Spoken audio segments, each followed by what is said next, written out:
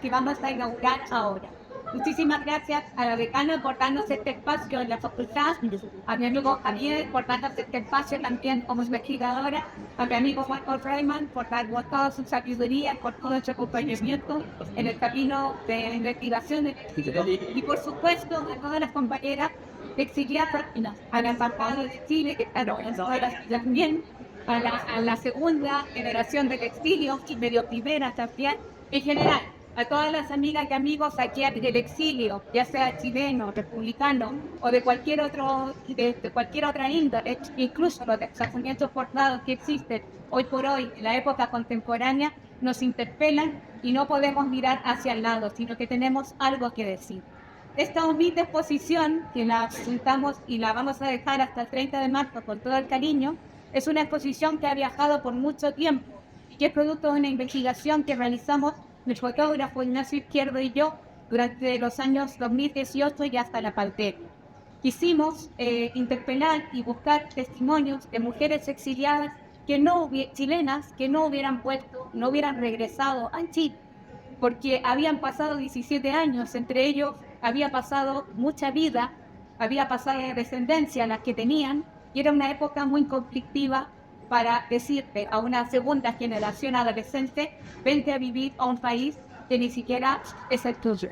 Por todo ese respeto, tanto para las que tuvieron descendencia como para las que no, para las que se quedaron en el camino, como para las que intentaron volver, como para las que están viviendo 6 meses en Chile y 6 meses en Europa, para todas ellas va esta exposición que tiene una mirada de mujer. Lo que la bielorrusa, Premio Nobel de Literatura en 2007, Svetlana Aleksandrovich, decía, la guerra no tiene nombre de mujer, que es un libro que recomiendo bastante para ver ese testimonio robado de ese relato de fuente primaria, que de alguna manera se queda al margen, se queda en la cuneta, se queda en el camino en pos de un relato más epopélico o más heroico.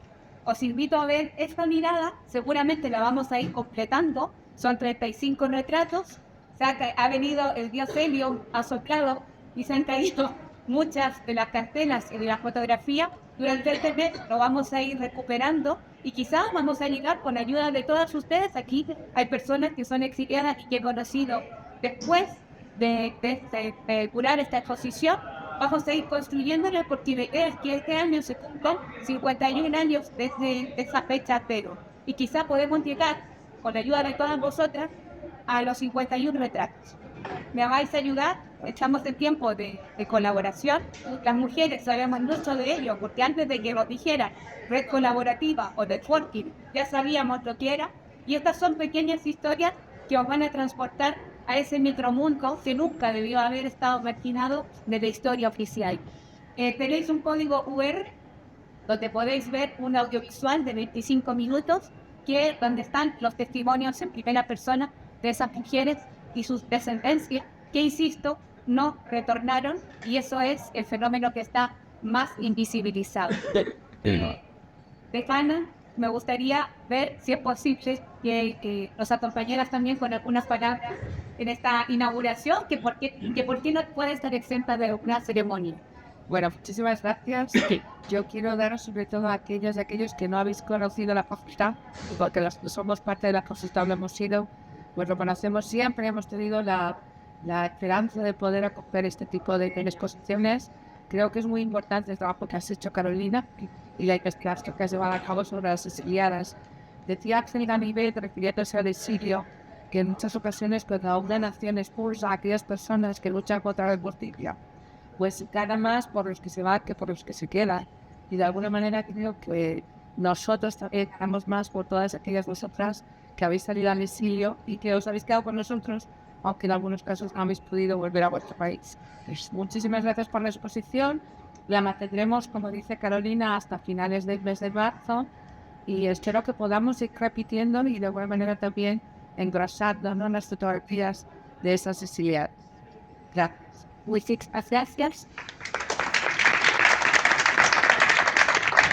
Bueno, simplemente que claro, con la compañera Soledad y Francisca, que amablemente van a acompañar este rito, y posteriormente me quedo con las que queráis para hacer una visita guiada de esta retrato. Muchísimas gracias.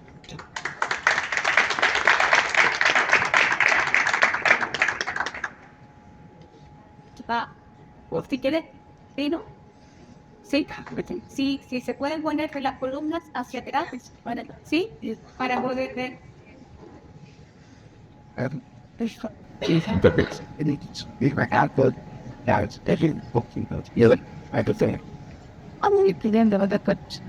Sí. Pues, no, but just go up, baby, see, to get by this place up in it. But these things are dead. Sí. Different, that's the phone. Police. How far then? It's Te mandaron una carta. because it's in oh, that. What's what? Life.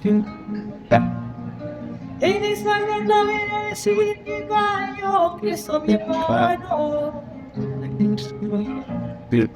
Sin lastimas y cubillos por la calle lo arrastraron.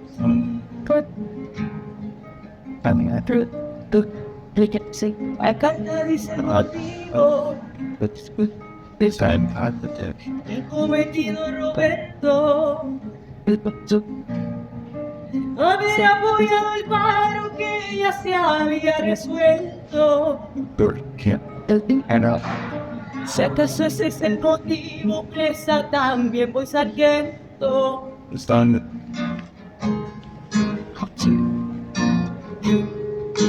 Yo que me encuentro tan lejos, esperando una noticia. En la carta viene a decir que en mi patria no hay justicia. Los hambrientos piden pan, no moneda la milicia.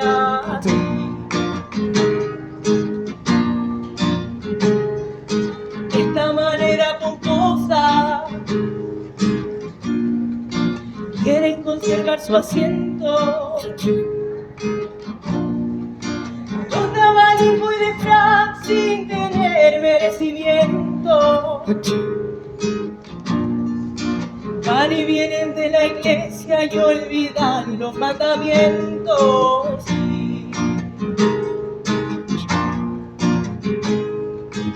Le hacen esta insolencia, barbarie y alevosía, por presentar a trabuco y matar a sangre fría. Que defensa lo tiene y con la toma lo pasillas.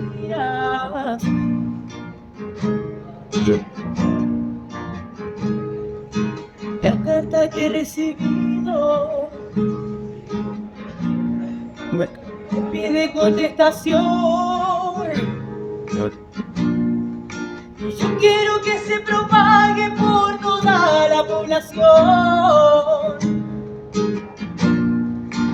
El león es un sanguinario en toda generación. Sí.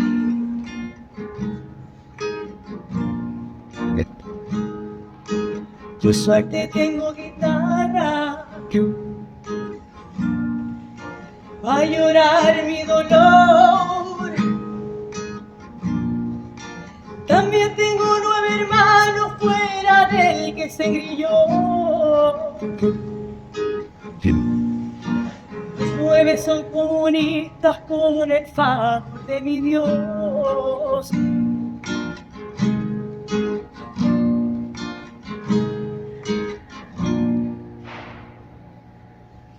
Good.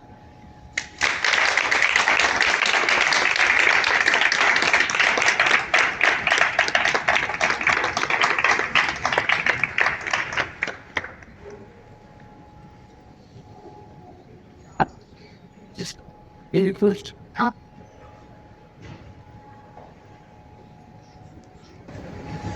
¿Por qué están aquí al tan que soy? Best. ¿Por qué hay tristeza en su mirada? hay también soldado. Don't speak. Keep Ahora, soldado. no todo. Keep Hay que despreciar el amor. heaven. Ellas danzan con los desaparecidos. Toby. Ellas danzan The God knows the ones. The heaven. danzan con amores invisibles. Then after the road, that is women. But if the Con silenciosa angustia.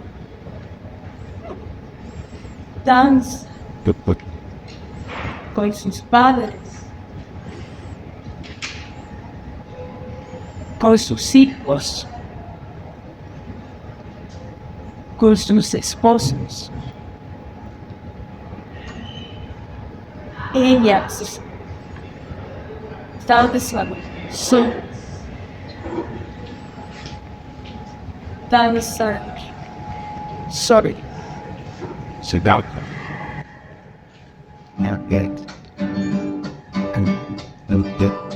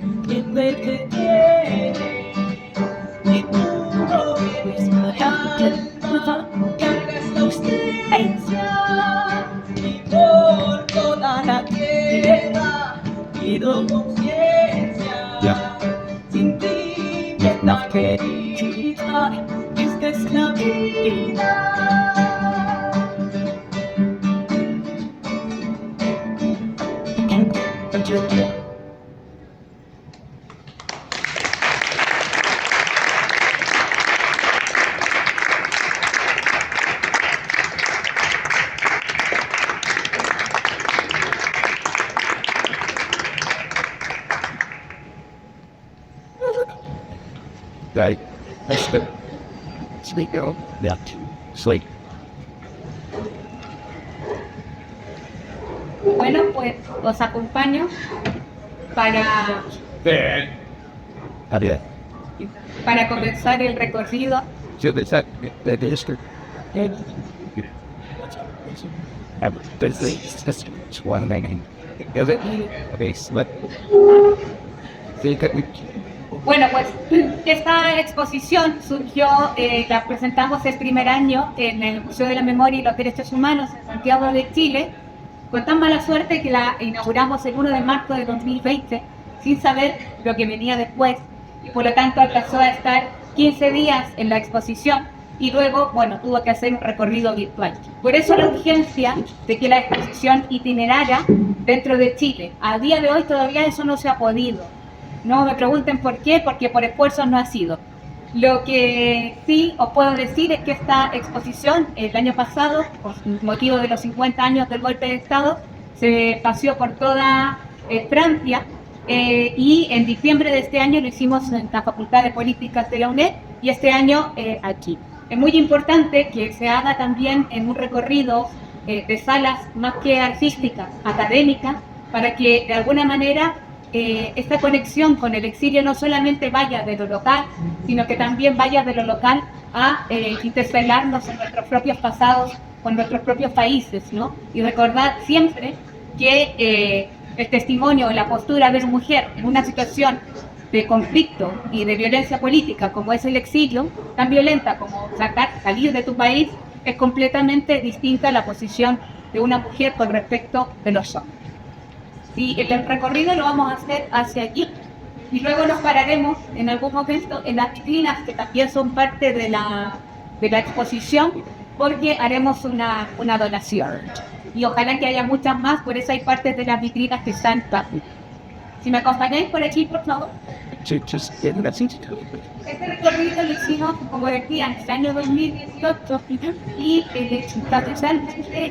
lo más dramático que hicimos fue por lo tanto, en este caso, en esta primera escala de Vania, que es Suecia, de Cristina, la cual y la compañera y eso por ella, porque fue muy bonito que durante todo este ciclo de preguntar y de hacer las entrevistas que vamos a hacer de buenos yo les ayudo, quiero muchas cosas.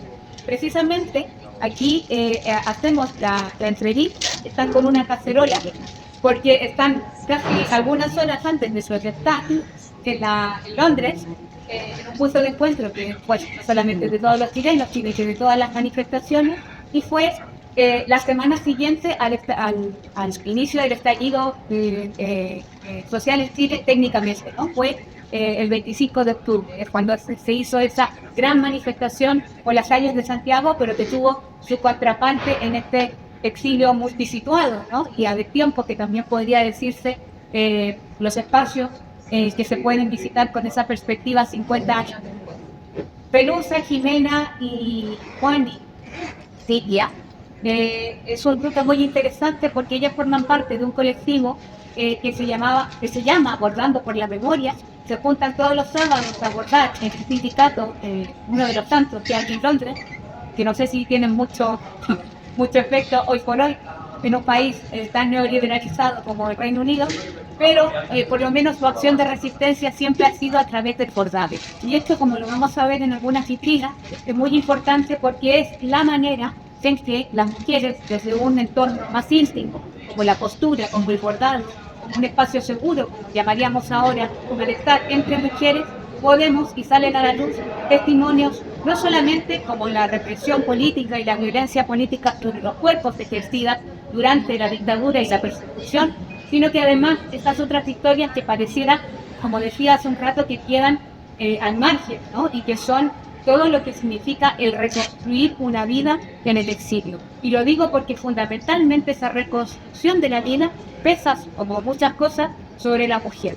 Es decir, es la mujer, y muchas de ellas tenían, por ejemplo, compañeros que habían estado en el primer exilio con ella, pero luego se habían quedado en Argentina o en Perú, que eran dos paradas antes de ir al exilio europeo, bastante frecuente. Y pues en un momento, y no a pocas, su pareja le había dicho que bueno, que se quedaba a hacer la revolución y que por lo tanto ellas tenían que seguir a veces con 4 o 5 hijos o bueno, con otras cargas importantes en esa otra vida del exilio. Bueno, ellas siguieron adelante y como veis, continúan en la lucha. La más efusiva es Pelusa. Nunca me quiso decir su nombre, yo también quise respetar ese seudónimo, el que está ahí con la cacerola en mano, pero también Jimena, que es hija de una exiliada que no está en esta foto, que no quiso dar su testimonio, cosa que es bastante frecuente también, no obligamos a nadie, incluso hubo personas que nos decían que sí, que querían dar su testimonio y luego se bendijeron. Y bueno, este proyecto también, aparte de la rigurosidad antropológica y de fuentes primarias, también está hecha con mucha ética y con mucho respeto a lo que ellas quieren o no quieren forzar, o quieren omitir, o quieren incluso usar son dones, ¿vale? Jimena es la que comanda hoy por hoy, que ella se vino con 3 años al exilio, al Reino Unido, y ella es la que comanda hoy por hoy este grupo de bordadoras que siguen adelante. Luego hablaremos un poco más de la artillería. Cecilia y Cristina, a lo mejor muchas de vosotras las conocéis, ellas acompañaron a su respectivo, Cristina, que es la compañera en el Partido Comunista del concertista Eutroquio Dávalos. Ellos se fueron al exilio en Barcelona. Eutroquio trabajaba para el sello de la DICA, el sello que la Unidad Popular había destinado a la difusión de la música popular. Y curiosamente él, pensando que era concertista y muy aférreo ideológicamente a los valores de la Unidad Popular, pensaba que después del golpe de Estado, pues si él no había estado en alguna acción de violencia o de político partidista, pues no iba a estar en las listas negras. Bueno, fue bastante ingenuo pensar que, como muchos otros y otras, que no iba a estar en las listas negras, porque en un momento sí le dijeron arriba de una micro, un autobús, compañero, le pasaron un papelito y dijeron váyase corriendo porque efectivamente su vida corre peligro. Y por lo tanto partió al exilio con Cristina, con Daphne, que era pequeñita, y con Verónica, que la vemos más allá, y que Verónica dice, bueno, toda su vida nació aquí, toda su vida ha estado marcada por el exilio, como la de tantas de nosotras que estamos aquí, pero ella dice que después todo ese activismo lo volcó en una cosa que para ella conectaba mucho con el exilio, que era ser abogada de las plataformas afectadas por la hipoteca, porque como ella no iba a defender al que echaban de su casa si a ellas mismas la habían echado de su casa. Vania tiene una historia como tantas otras, que ella es médico, estudió medicina en Suecia, se desempeña allí, y para ella era muy importante cuando nos pidió cuando le pedimos esta fotografía, dar ese testimonio, porque había sido abuela recién, llevamos por la tercera generación del exilio, y para ella era muy importante que toda la premura, toda la emergencia del exilio propiamente tal, durante los 17 años, y después, en algunos casos, con el reacomodo de las familias que se van disolviendo, que se van, distanciando, fuera muy importante que esa historia tampoco se disolviera. Y por eso ella quiso también poner el cuerpo, poner su imagen, y que su nieta, que recién acababa de nacer, pudiera dejar esa herencia y ese testimonio.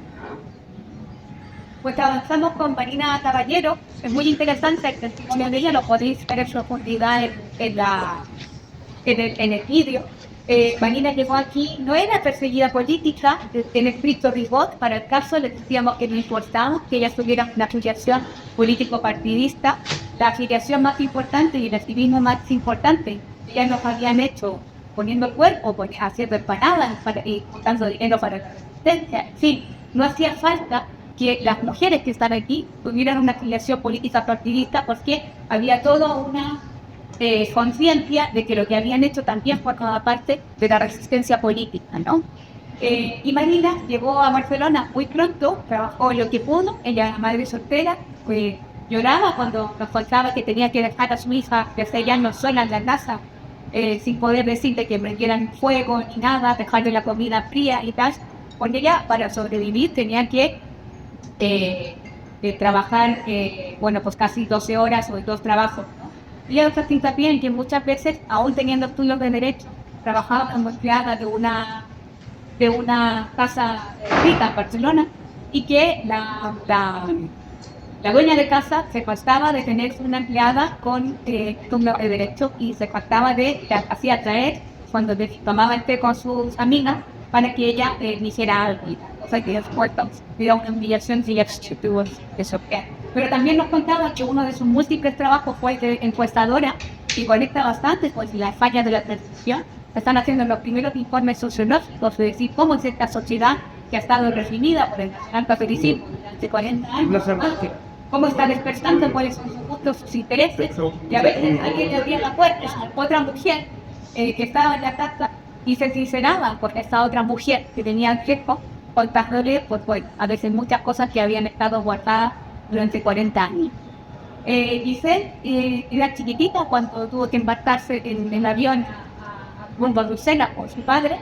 Ella dice que lo que más le hacía ilusión era coger un avión por primera vez. Era algo en la época bastante raro, y por lo tanto, era una experiencia, y ella revisó constantemente qué pulsaciones sentía cuando niña del exilio, para llegar finalmente a un sitio donde iba a volver, donde no estaba la voluntad que volver o no volver. Por eso también ella recrea mucho en su testimonio audiovisual sobre esa experiencia, sino fue una niña de los... Y Alicia, que solamente la conoceréis muy que pans. Alicia era una doctora de la Unidad Popular, que la compañera de Oscar Soto, es compañera de Oscar Soto, que era uno de los médicos más jóvenes que estuvo con Salvador Allende en el Palacio de la Moneda, hasta prácticamente con su muerte. Y logró salir, y Alicia se viene con sus 5 hijos y con Tencha, la viuda de Allende, y Isabel a México, toman el mismo avión. Y ese avión que según Mendoza y Pinochet decían que saliera nomás, pero que si se caía pues no pasaba eso. Bueno, pues ese avión lo tomaron, y lo que ella recoge en esas primeras horas del exilio es que cuando llega a México coincide con la fiesta nacional de México, que es el grito, ¿no? El 15 de septiembre. Y dice que fue bastante extraño, una sensación, llegar de una situación de completo trauma, todavía estaba en el shock, bajarse y que toda la gente nos esperara en un ambiente festivo y de mucho jolgorio, y ellas tenían de luto. A mí, cuando me dijo incluso Tencha, no se había quitado ese traje con el que se había metido ese día al avión, que era un traje amarillo, 2 piezas Chanel. A mí, cuando vi la película de Jackie, It's Going to Place Accidents, que son la ayuda de Kennedy, pues me trasladó mucho a eso, porque Jackie, cuando pasa el atentado del ala, también la sacan a bueno, no sé cómo se llamaba, si Air Force One o no, en ese momento, y baja en shock todavía con el traje 2 piezas Chanel rosa. Me transportó mucho a esa imagen, ¿no? De decir, todavía esa es una prueba, si lo último que te quiere poner si has tenido una situación de shock es el luto, ¿no? O sea, perdón, lo último que te quiere poner es un traje estrambótico, pero es que no había tiempo ni para pensar el outfit, como se dice ahora, sino que veníamos una situación muy traumática. Por cierto, Alicia dice que cuando estuvieron un mes refugiados en un hotel en México, ella estaba, se le pusieron los niños de enfermos, con fiebre, ella estaba completamente estresada, y lo único que hacía el señor de la recepción, cuando ella bajaba con todos los chiquillos y completamente en shock todavía, era, bueno, ¿y el doctor cuándo va a llegar? O sea, como que la situación del día a día de una mujer y la impetencia de la casa, de la supervivencia, ¿ya? Porque no existía. O sea, para él lo único que importaba era cuando llegaba esa persona, político partidista, y con todo el peso de la historia y de haber estado ese día en la moneda, y todo lo demás estaba completamente invisibilizado. Ojo, yo no estoy diciendo que un testimonio sea mejor o peor, yo simplemente he dicho que estos testimonios han estado al margen durante un muy buen tiempo. Estas historias son las que han salido a la luz en este momento. Marisa tiene una historia tremenda, no la voy a reproducir porque la dictadura se ensañó con ella. Ella es de los Cerros de Valparaíso, tardó en salir al exilio, salió a finales de los 70, principios de los 80, y llega también en una situación de shock de haber pasado por una tortura horrible, que involucró a su descendencia también, y haber encontrado de alguna manera algo parecido a la supervivencia en Estocolmo. Porque en muchos casos el exilio o las penas en los campos de concentración eran conmutadas por el exilio, ¿no? De otros pero lo digo para que no escuché. Y muchas de las instituciones acogidas, recordemos que en España es un caso particular porque no tiene estatuto de refugiados en el año 77, no, bastante después de haber fallecido Franco.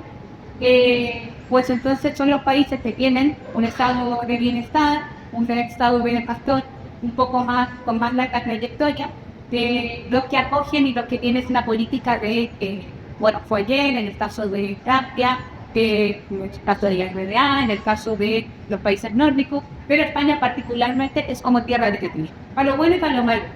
Aquí la gente no te ayudaba, pero te buscaba la vida, pero tampoco te prohibían. Entonces, este fue el tema de supervivencia no solo para mujeres. Bueno, el exilio chileno que se acogía en España, bastante difícil y bastante sin Kennedy, y bueno, el que se podría hablar bastante. Sandra también es una situación muy complicada de tortura, que ya se recordota en el stand, porque tiene que salir a trabajar, a a su familia después de que su marido se ha desaparecido. Hace una tesis en diseño en la Universidad de Valparaíso y le toca trabajar en el Mercurio. Y le toca diseñar la especial del Mercurio de Valparaíso a un año de pronunciamiento militar, ¿no? Y es una situación muy violenta porque a pesar de venir de la tortura y de la desaparición de su marido, tiene que maquetar, diagramar todo ese especial de apología de la dictadura, ¿no? De ese primer año de la victoria, ¿no? Como podríamos llamarlo, haciendo una velocidad aquí. Y por lo tanto, pues bueno, lo cuenta ahora, hoy por hoy, un poco con soltura. Pero Sandra siguió adelante, sacó su carrera de diseño gráfico en la universidad y ilusamente quiso dedicar su tesis a su marido desaparecido, cosa que los rectores durante la dictadura fueron ocupados por militares. Imaginaos lo que es un militar en una universidad y de retorno. Y entonces lo que hizo ella fue decir, el rector quiso hablar con ella, que dijo que se retiraba de esa dedicatoria, que quería ser desaparecido y por lo tanto que tenían que quitarla porque si no no podía defender la tesis, no podía tener. Margarita también tiene otras situaciones de violencia política, ella es enfermera, también pasó por la tortura y vino a dar a Orly. Estas fotos, sobre todo de nuestras compañeras de París, que están tomadas en Orly, cerca del aeropuerto. Hay un gran desplazamiento, incluso una asociación de chilenos que en un principio fueron exiliados y luego se quedaron en Corsa. A Pilar la conocéis, que también es una exiliada que llegó a España, que ya quiso hacer también venía de estudios de enfermería, militó el MIR, pero y era la tesorera del MIR, un grupo que estudia así en enfermería, pero se desvinculó del movimiento de izquierda revolucionaria tanto en el municipio, ¿no? Es decir, que fue una decisión político-partidista y en ese sentido le pidieron hacer obligado. Pero ella quiso ser retratada en una de las viviendas de protección oficial que de alguna manera consiguió en esos primeros años de exilio y quiso ser retratada también vivienda, ¿no? En algo glorioso. Hay de todo, hay muchas que quieren retratarse en la Torre Eiffel, en el Vaticano, la periodista que está, que también fue al exilio, que era activista, que hoy cubre para el Mercurio la información sobre Italia. Pero bueno, eso era completamente aleatorio, nosotros no interveníamos en nada, ella donde quería hacer la foto. Aquí Patricia quiso retratarse como una palmera, pese a que Patricia, que también es la hija de uno de los Facebook que estuvo con Salvador Allende la moneda, y los pitos le decía, Salvador, mira hasta dónde llegaba, mira lo que decías tú, y iba a pasar, y era como le dice antes de, cuando estaba parapetado desde una de las ventanas de la avenida. Y le pide a Quinocito que se vaya, que por supuesto Quinocito hace una vuelta larga hasta fallecer aproximadamente 30 años.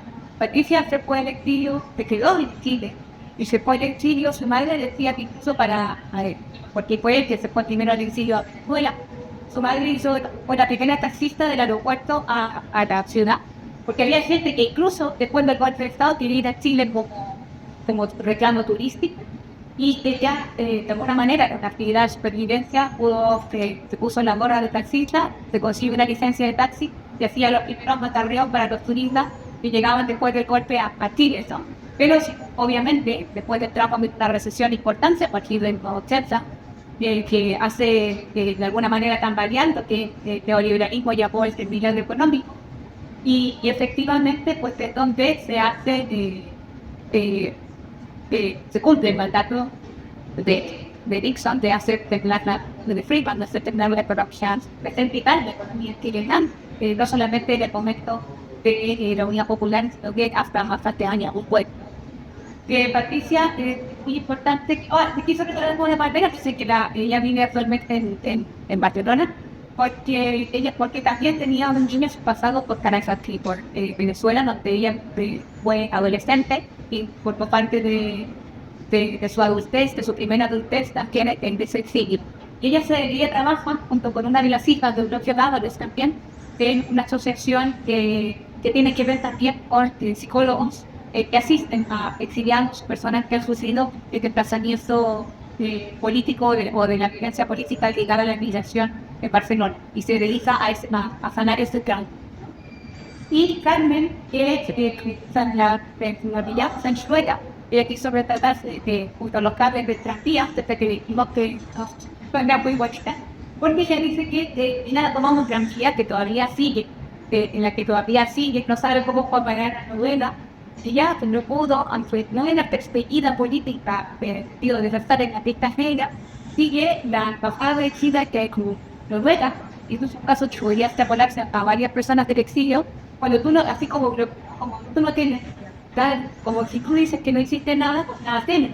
Entonces muchas veces que a los consulados en la embajada a pedir la respuesta de su selva y que si veis que se repitieron las pérdidas de unas de 15 años, que no pudo, técnicamente podía manifestar, pero esta vez sin la firma capote, ni nada por el estilo. Y todo nuevo, pues tenía que tener bastante tiempo para quedarse para optar a la nacionalidad. En muchos casos, en el caso de los países nórdicos, no era tan claro la nacionalidad por gracia, ¿no? Como podría dar de la exposición y que están en construcción. Hay 5 temáticas: la banda sonora del exilio, ¿quién no se trajo un long play? Como decía, ahora llaman vinilo, a mí no me sale decir vinilo, me dice, soy como de la old school, decir long play. Esta es una revista Ozono, que fue una revista contracultural que estuvo en muchos años de la transición española, es del año 77 y hizo un monográfico, un dossier, como se llamaba en ese entonces, al exilio chileno, y también daba unas páginas al cancionero.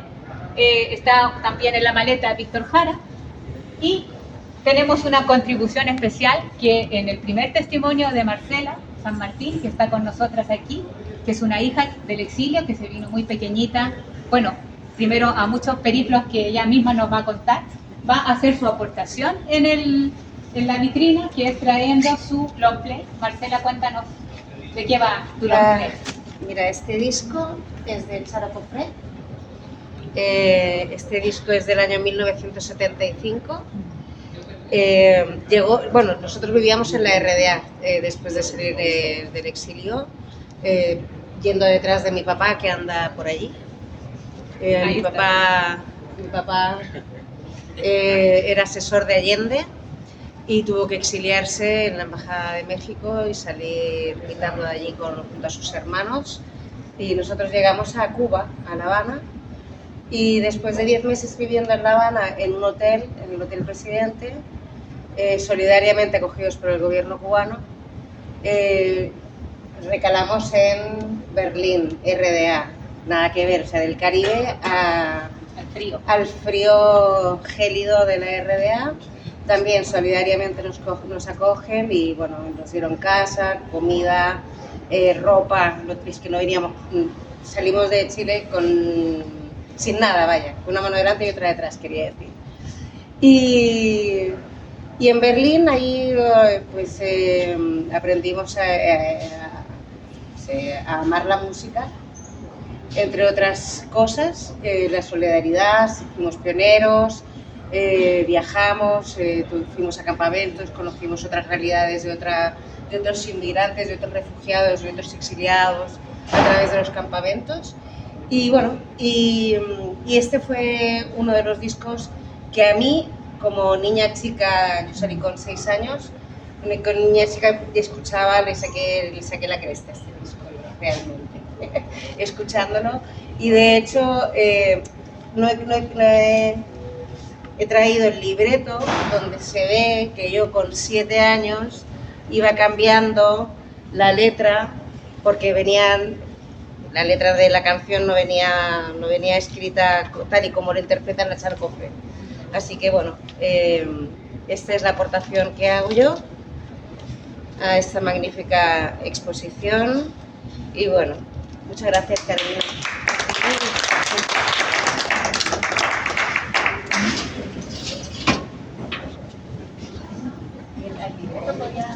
El libreto, sí, ¿no?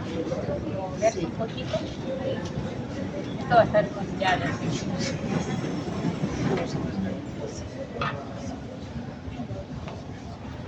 Esto lo va a sujetar la propia vitrina. Bueno, lo he dicho muy rápido. Luego lo ponemos. No me quiero Luego la ponemos. Muchas gracias. Aquí hay partes de lo que os contaba hace un rato, ¿no? Arpillera de la Resistencia. Esta arpillera es una de las originales, por eso está tiene 40 y tantos años, ¿ya?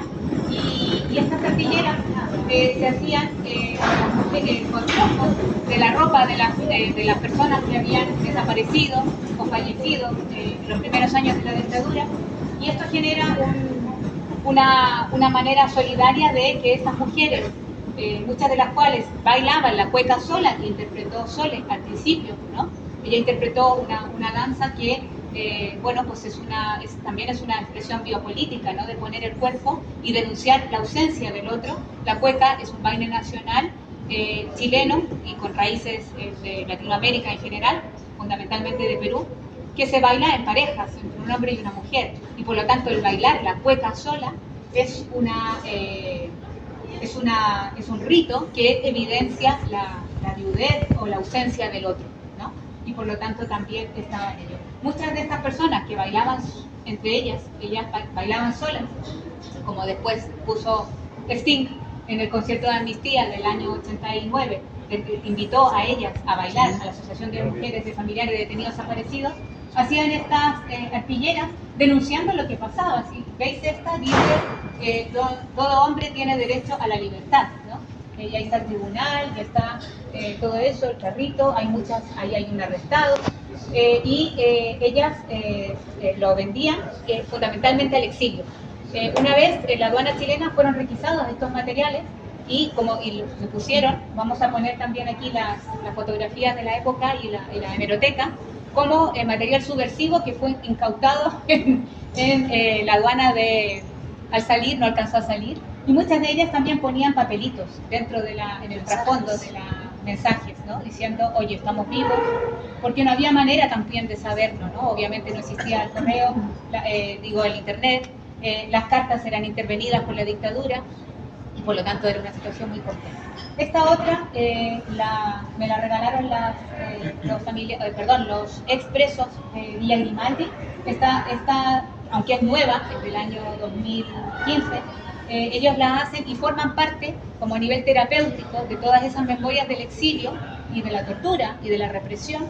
Hacen talleres de arpillera dentro de la Villa Grimaldi, que es el campo de concentración o el sitio de memoria resignificado, recuperado, más antiguo de Latinoamérica, ¿no? Acaba de cumplir 30 años, ¿no? Fue reconquistado en el 92.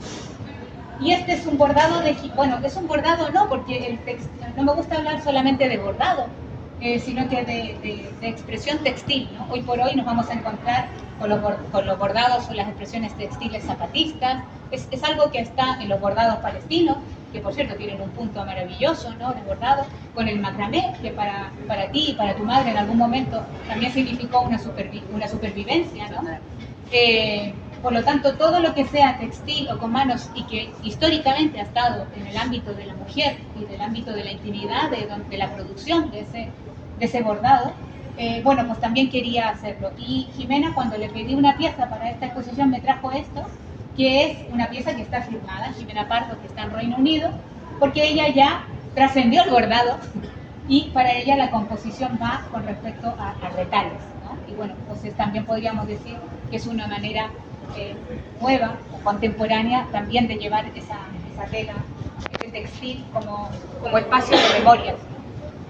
Aquí he puesto impacto en medios porque efectivamente cuando hablábamos con la contraparte, ¿no? Con esas mujeres que habían recibido en España el exilio chileno, pues había también toda una retórica, ¿no? Todos y todas se acordaban de esta portada del diario de la revista Triunfo a pocos días del golpe, el 22 de septiembre del 73. Recordar que la inmediatez del discurso de Allende y de todo el impacto no fue por los cables, se conoció al día siguiente, pero en una revista pues obviamente había otros tiempos, ¿no? Aquí hay una editorial de Eduardo Arotegle, que es un periodista obviamente completamente sin el que no podemos entender la contracultura de este país y también los primeros ejercicios de periodismo desde la revista Triunfo. Pero también, bueno, luego siguió, esta es una portada del 74 y había dosieres. El tema chileno estuvo muy en el candelero durante la transición, los primeros años, bueno, incluso el tardofranquismo, porque se hacía la lucha chilena y porque Salvador Allende, al ser el gobierno que llegó por las urnas como el primer gobierno socialista, pues había mucha empatía, por decirlo con un término más contemporáneo, con respecto al caso español. Y también, bueno, aquí está el Cambio 16, que también entrega una noticia, por ejemplo, a Sheila Cassidi, que es una, bueno, era una monja, ¿no? Y luego se hizo secular y estuvo presa en el ¿cómo se llama? En Tres Álamos, y junto a muchas de las mujeres que están en Reino Unido, la sacó el gobierno de Reino Unido, y Sheila usaba unos pantalones, en ese entonces, como patas de elefantes, y las mujeres que estuvieron con el presidio, con Sheila, lo que le pidieron al salir es que en los pantalones poner los mensajes. Entonces se sacó los pantalones, escribieron sobre el jeans, además los patas de elefante daban para bastante, y todos esos mensajes iban con ella, ¿no? Viajó, volvió a Estados Unidos, su padre el Reino Unido la recuperó, esas compañeras después salieron y se fueron al exilio a Reino Unido o a Irlanda también. Y bueno, pues ese es el caso de Sheila, que hoy ese pantalón, ese blue jean, está expuesto en Coventry, en la Universidad de Coventry, en unas vitrinas muy parecidas a esta. Y luego también quise incluir las revistas emblemáticas culturales del exilio. Ahora, cuando he recuperado la herencia del despacho de Marcos Royman, he estado recuperando otras revistas del exilio políticas que se hicieron en Ámsterdam, en España, en Alemania también, cuadernos políticos que tenían que ver un poco con la conformación de ese pensamiento crítico y político para retomar y volver a hacer tanto el proceso transicional como el regreso a la democracia, ¿no? Y esas, bueno, pues espero heredar más de las que me han dado porque también son un acervo muy importante. Y quise incluir las culturales porque se hacían desde España. Literatura chilena, aunque se editaba en Los Ángeles, California, sí que pasó por Madrid, una parte importante, la literatura chilena. Cualquier poeta, cualquier persona que se dedique a la poesía o a la producción literaria y hoy tenga entre 60 y 80 años, fue completamente decisiva el conocer la poesía chilena y la poesía latinoamericana a través de esta revista. Y luego Araucaria de Chile, cuyo máximo custodio en España fue Marcos Usaste, una persona también exiliada que llegó a España y que también estuvo involucrado junto a Carlos Orellana en la edición de la revista Araucaria de Chile, que era la revista del exilio en el ámbito cultural por antonomasia. Seguimos y ya voy acotando. Bueno, Verónica tenía la guatita de la madre, como decimos en Chile, en el exilio, y ella es la abogada de la paz que ha hecho suya esta lucha de defender también a los expulsados de las casas. Silvia está exiliada en Noruega, ella también pasó por una situación de represión en el cuartel Borgoño, un ex sitio de tortura que luego lo han querido derribar. Está la placa en Santiago Centro, pero sin duda fue un testimonio terrible de lo que hicieron con ella, vejándola, por supuesto, con tortura de corte sexual, intimidatorio, con violaciones con perros, con ratas en la vagina, que era una práctica común de la tortura, especialmente a la mujer, para denigrar a la mujer en el ámbito de la tortura. Patricia, como decía, las vueltas de la vida, ella se asiló en la embajada mirista, se asiló en la embajada italiana, donde ocurrió un horrible crimen, como es el cuerpo de Lumi Videla, perdón. Lumi hay un documental que hizo su hijo que explica toda la historia, pero fue una mujer torturada que luego de la tortura y de la muerte, pues la tiran por la verja de la embajada italiana en Chile. Embajada que, por cierto, y lo podéis ver en la película de Nanni Moretti, Roma Santiago, ocupó un lugar importantísimo en el exilio, en el asilo del exilio de personas chilenas, tanto en la contención de la propia casa, que San Miguel Claro todavía está ahí, en Providencia, en Santiago, asilando a personas que luego se fueron a Italia, como también en el asilo de, pues exilio ilustres como el grupo Inti Illimani, que le pilló el golpe allí, y sin embargo el gobierno italiano y todos los gobiernos que sucedieron a esa época también convulsa en Italia, y que comenzará, incluso coincidirá con el asesinato de Aldo Moro, el secuestro y asesinato, pues también va de alguna manera a tocar. Patricia decía que cuando ella llegó del exilio a Italia, hizo mucha la lucha de las mujeres italianas por intentar pensar en conseguir derechos que aupaba el feminismo, como por ejemplo el derecho al aborto, el derecho al divorcio y tal. No se consiguieron inmediatamente, pero sí hay un acervo de muchas feministas que las chilenas que llegaron a Italia también hicieron suyas, ¿no? Así como las españolas antes. María Isabel Aguirre, en Bélgica, también es mirista y que también pasó junto con su compañero, con Jorge Magani, que es el que ha hecho la historia del gobierno de la Unidad Popular más recopilada y más integral en toda su extensión y con mucho lujo de detalle. También quiso compartir el testimonio con nosotras. María Antivilo, que como veis su apellido es de origen mapuche, y una parte importante del exilio también fue de origen mapuche o de otros pueblos originarios que tenían no solamente un doble sesgo, ¿no?, a la hora de emigrar, ¿no? También, eso también fue percibido y también lo cuentan en los testimonios, ¿no? Y aquí se fue retratada con el egalité de la acogida que hizo Burdeos de su existencia y de su familia. Jimena quiso ser retratada en un mural de un barrio de prostitutas y drogadictos en Sevilla, porque ella hizo intervención con ese tipo de personas marginadas en los primeros años de la transición en Sevilla, y de alguna manera trabajó con el contexto de drogodependencia y de prostitución, enseñando una técnica que ella muy bien había aprendido en Chile, que era el muralismo, ¿no? Y el muralismo popular, ¿no? Y entonces quiso ser retratada con uno de esos murales que enseñó a trabajar en esos contextos, cuando nadie quería trabajar ni con prostitutas ni con drogadictos en esos barriados completamente estigmatizados en una ciudad tan clasista como Sevilla, también. Alejandra, que primero hizo el exilio, hija del exilio, en Reino Unido y luego en Noruega. A esta la conocéis muy bien, ¿no? Marcela, que nos ha contado su exilio y que ella trajo el álbum, sobre todo de esos primeros años de la RDA. También la podéis escuchar el testimonio completo en los vídeos. Madre e hija muchas veces quisieron ser retratadas en conjunto.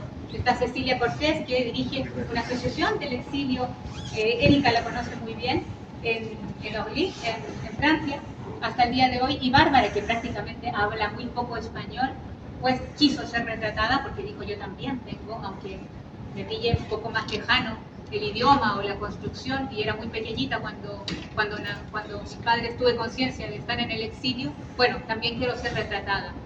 Olinda también, una situación terrible, perdió a sus hermanos, a su marido, ejercieron violencia sexual, la dictadura en los campos de concentración especializados. Ella pasó por la Venda Sexy, que era uno de los lugares de tortura tristemente célebres, no solamente porque tuvo mujeres, sino que también, lamentablemente, donde pasaron 34 personas solamente, pero era famoso por la brutalidad ejercida contra mujeres, también lo ejerció sobre adolescentes. Hay muchos testimonios de la Venda Sexy, no solamente de mujeres, sino de niñas y niños de entre 14 y 17 años que pasaron por ese centro de tortura. Que, por cierto, está constantemente amenazado por una constructora por ser derribado, y las mujeres han puesto sus cuerpos nuevamente y se han parapetado allí para tratar de no echar abajo ese centro de tortura y dejar testimonio de que fue un centro de tortura exclusivamente especializado en la tortura de mujeres. Mercedes, Finlandia, Palma de Mallorca y Sevilla quiso ser retratada junto al Guadalquivir, que dice que era lo que más echaba de menos, el agua en Finlandia. se murieron de frío y llegaron allí y por supuesto el idioma nunca lo entendieron. Karina exiliada en Suecia y hoy por hoy se está dedicando yo pensé, hace tiempo que no hablaba con ella, volvimos a estar en una charla que hizo Casa América Cataluña para los 50 años en septiembre y nos cuenta que está dedicada hoy por hoy a llevarle la pista a los bebés robados en Chile, que hubo muchos de ellos, y gracias a las redes sociales se están conociendo muchos casos de bebés robados hasta el año 97, o sea, incluso entraron en democracia, así como aquí también el caso de bebés robados trascendió la muerte de Franco en Estados Unidos y fundamentalmente en Canadá, ¿no? Eran el mismo modus operandi, ¿no? Mujeres que le dicen que los bebés no han sobrevivido y se les da por muertos y se venden a familias en el extranjero. Francisca estuvo presa en la isla Quiriquina, enfrente de Talcahuano, una base militar, el primer puerto militar en Chile. La isla Quiriquina fue un centro de tortura tremendo.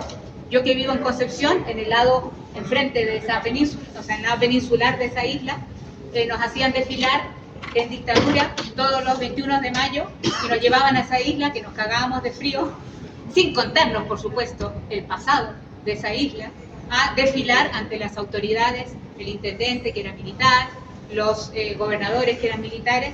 Y imaginaros a niños de 13 años o 12 años desfilando, haciendo un paso militar obligatoriamente para el Día de las Glorias Navales, como se dice en Chile.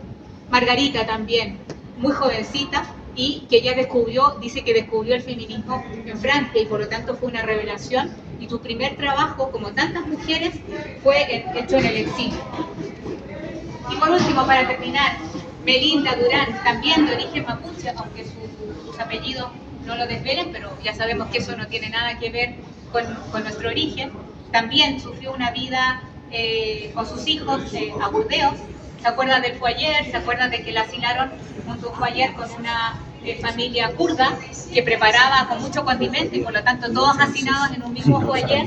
Era difícil la convivencia y dice: yo agradezco al gobierno francés todas las atenciones que tuvo, pero sin duda también tendría que haber tenido en cuenta la convivencia cultural que trasciende a todos, ¿no? Y que también es muy del espacio íntimo de la mujer. Quien cocina es la mujer, quien está cocinando al otro lado es la mujer, y por lo tanto se producen ahí espacios de intercambio importantes. Y quería terminar con Lidia Aguilera. Ella es maravillosa, tiene como 92 años, tiene 92 años, y Lidia era la mujer de un ingeniero que trabajaba en Chuquicamata, donde se extrae el cobre, el mineral de Atajo Abierto, la mina de Atajo Abierto más grande del mundo. Y Lidia se tuvo que especializar, y me recordaba mucho a lo que me contabas de tu madre, en hacer cursos de cerámica, así como tu madre tuvo que reinventarse con los cursos de macramé, como manera de sobrevivir y dar clases en los ayuntamientos en Francia. Esta foto está hecha en Burdeos en el 2019, y ella dijo: yo nunca he vuelto a Chile desde hace más de 40 y tantos años en ese entonces, porque me prometí que no iba a volver hasta que hubiera una revolución. La entrevista está hecha el 6 de diciembre del 2019, a 2 meses del estallido social. Teníamos todo pensado, Álvaro lo sabe, para acompañarla y hacer una especie de documental y que ella volviera a esa Chile con revolución. Sin embargo, vino la puñetera pandemia y echó un poco ese proyecto por las aguas. Pero lo que no se va a ir por las aguas, y con esto termino, es esa memoria de esas mujeres, que sobre todo, ojalá resulte algo en Chile, porque es allí donde se tienen que visibilizar las que no volvieron, y a los que tantas personas que estáis aquí, pues tenéis algunos vínculos, y que esperamos ese exilio no haya sido en vano, y que respetemos también las decisiones de no volver, o de haber pensado en volver una parte, o incluso de haber, como se dice desde la moralidad, fragmentado sus familias. Es lo que pasó 50 años después, y esta es la memoria de ella. Muchísimas gracias.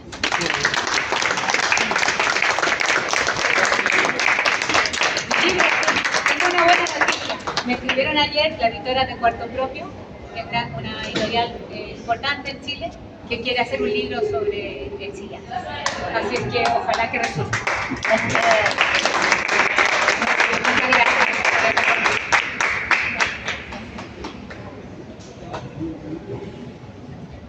Hablo más.